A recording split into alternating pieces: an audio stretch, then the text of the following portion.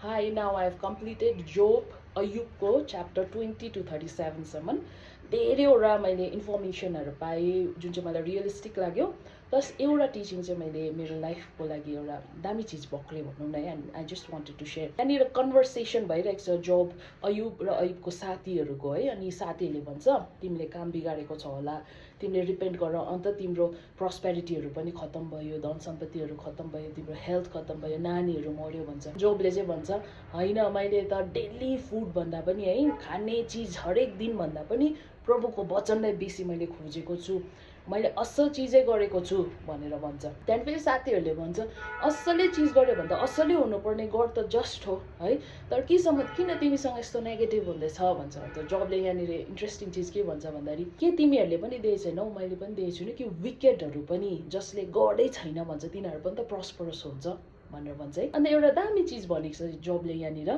प्रभुले चाहिँ कसरी काम गर्छ हामी भन्न सक्दैनौँ है।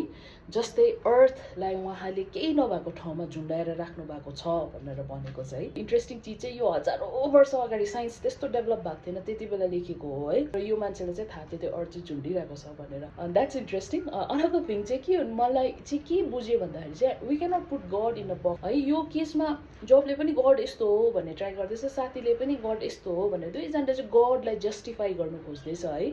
आफ्नो आफ्नो ठाउँमा राइट पनि भन्दैछ, तर प्रभुलाई गडलाई चाहिँ हामीले बक्समा राख्न सक्दैन यस्तै हो भनेर चाहिँ। किन how he works is amazing. हिजो हिँड्दै आउँदा हामी, म र मेरो हस्बेन्ड हिँड्दै आउँदा घाँसहरू देख्दै थियो, अन्त हामीले कुरा गर्थ्यौँ त्यो घाँसहरूको पनि क्या रोल छ होला है। अगर यो साग भएको भए अहिले यहाँ हुन्थेन, तर यहाँ घाँस छ, तर इकोलोजीमा कस्तो डरलाग्दो रोल छ यसको है। गडको plan and how he works we cannot put in a box है। सो यो चिज चाहिँ मैले एकदमै सिकेँ। मैले पनि प्रभुले यसरी नै काम गर्छ होला, मेरो लाइफमा यस्तो नै हुन्छ भनेर सोचिरहेको थिएँ है। तर हि वर्क्स, हि रेस्पोन्स, तर यस्तै हो भन्न सक्दैन। हि इज भेरी क्रिएटिभ है, amazingly he can work and he works है। अनि यो चिरहेको थिएँ and I just thought of sharing it with you. And chapter 38 चाहिँ मैले पढिसकेको छु। Now from 38 God starts to speak to Job है। अनि एकदमै इन्ट्रेस्टिङ लाग्दैछ। I will be sharing it. Thank you.